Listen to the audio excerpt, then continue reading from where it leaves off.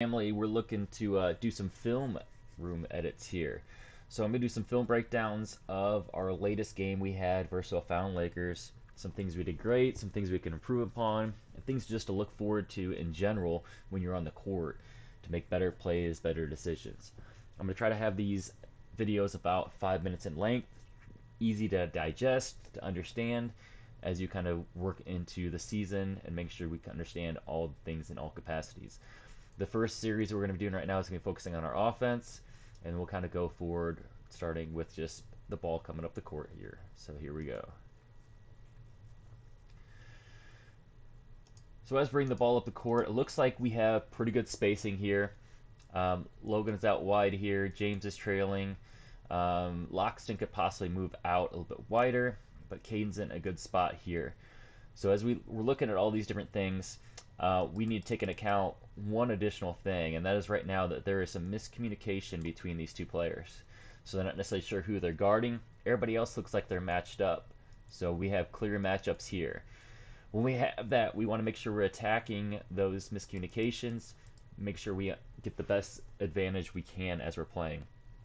So we'll see what Jack does here with the basketball, see if he finds one of those open teammates.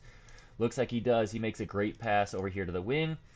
Now, when he makes this pass, a couple options we want to kind of think about and freeze frame here as I kind of talk, or what are the next steps we do here. And this is just general concepts of our offense that we've talked about, and these are just general basketball understandings and ideas that you're going to have throughout all your playing experience. So one is we would want to have probably Jack cut to the basket here, maybe get possibly a give and go from Caden making that pass in there. That's one option. We could also have Jack screen away, possibly screen for Loxton. He could screen away for James. He could screen away for Logan. What we don't want is we don't want necessarily Jack to stay here because they're easier to guard, and we don't want him just to go away and not screen because we want to make sure that Caden has a release valve here in this pocket here so he can swing the ball back and everybody's in ample spacing. So we'll play this video out, kind of see where everything lines. Looks like Caden's got his man getting off balance here, leaning forward a little bit from his up fake, shot fake, jab fake. But we do not have anybody really circling back into this area. So we'll kind of see what the play looks at. So on this here, we're going to have Caden make a nice drive into the basket. Now, a couple things we want to take in mind here. When we see that shot go up, we need to have a couple things that we need to focus on. One is we need to have people that are crashing in. So you could recognize that. So we have James here crashing in. Looks like Loxton might be crashing in here. Jack may be back here, but typically our point guard or smaller guards are going to be kind of back and maybe even actually release out here. But in this situation right now for Logan, it looks like that he is stationary. Hopefully he takes a small step in there to be able to get in that rebound in case we do miss this shot. But we'll play this out and kind of see where everything goes. Made the shot. No harm, no foul. All right, here's the next play we have. Again, we have great positioning here again. We have Jack. Looks like there's a open over here on the side here. James again trailing. We have Logan inside position here, and Caden again open on the left-hand wing. And we have nobody really picking up the ball too strong here. So we have quite a few different things we got to keep in mind here. Now, as we're doing that, we got to be aware of our surroundings. So to be aware of our surroundings means that Logan's got to recognize that no one's actually guarding him, and he has inside position. So he should probably get this hand up and be able to throw this ball over the top, giving him like kind of a little arrow there to throw that over the top, and he could dribble in here and make a pass over the top to Logan there. So in that situation, we got to be mindful of that. We could also dribble in here, and we could actually draw this defender in and could possibly get an open shot over here. These are just different things to look at as we're going into there. And again, he's got the option of passing over the Jack there. Let's play this forward a little bit and see where everything goes. So it looks like, again, there's a lot of miscommunication here. We have Jack that's still sitting wide open. No one's guarding him. We have James cutting hard to the basket here, beating his matchup that's right here. We have some miscommunication all in the center here. We have one person on the ball, but these two are scrambling. They're not necessarily sure they're guarding. Looks like Logan's being guarded here.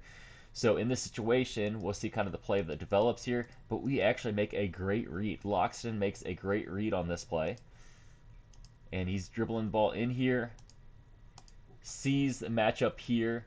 We're in a great position here. Now, for this example, we would want to have probably Jack come up a little bit wider to have a better passing angle for Loxton to pass to. Looks like Logan's cutting back door a little bit, and we have Caden that probably should be popping out this way. As we're in the situation here and he gets into the heart of the defense, he's in the center of the defense. We want to make sure that we're looking to get the ball into inside as much as possible. So he makes a great pass over the top here. James is in great position here. Again, when we see this shot going up, we should be recognizing that we need to rebound or get back on defense. So right now, I would say, Jack, if you're not in rebounding position here, we got to make sure that we're going to get back on defense. Everybody else needs to make sure that they're kind of crashing in here, trying to get this rebound if James misses this one. Unfortunately, he missed that one, got called for over the back, which was a little tough call there. We're going to dive in one more possession here so you guys can get a better understanding. So again, this happens time and time again. And we actually looked through a shot chart that I created from the game, and we actually got better, higher percentage shots than them. We just missed a lot of easy layups, and they hit some threes, and that was really kind of the difference in the whole setup here. In this situation here, it's not necessarily bad for Caden to stay out here wide, but when he recognizes no one's guarding him, he should probably cut right to the basket here and that have his hands up when he knows he's open. You got to recognize who your matchup typically is. So his matchup is going to be one of these players here. I think in this situation it's probably 32. So 32 is going to be the one that's going to be guarding him, and if he's not guarding you, you got to make sure that's well known for everybody. James is in pretty good position here. Logan's trailing the play.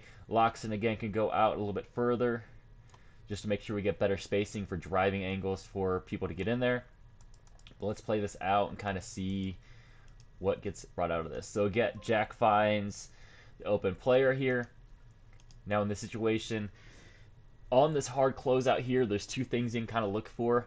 One is if you're super comfortable in this shot here, you can get that shot off pretty easily. It's a long range. Now, another thing we could possibly do is shot fake. We shot fake. You could drive baseline here. When you drive baseline, you're going to beat your primary defender. This is your primary defender right here. You're going to beat him. When you have help defense come over, that's when James or Logan would be open on the drive. And again, Jack would want to make sure that he is outside the frame back here, just as an easy reversal in this play. So we're going to dive into this, see kind of exactly what happens here. So we get a great shot there. Again, we got to make sure that we have people crashing. And that is it. So that was an 8-minute breakdown. We're going to try to do this quite a bit more often. I want to make them digestible so they're not necessarily doing 30 minutes at a time, but I'm going to try to do this 2 or 3 times a week throughout all our games, working on some more offensive aspects, our defensive aspects, out of bounds, and just some decision making in general.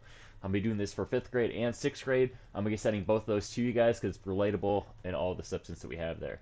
Thanks again for watching. If you guys have any questions, please reach out. And looking forward to see you guys on practice this week.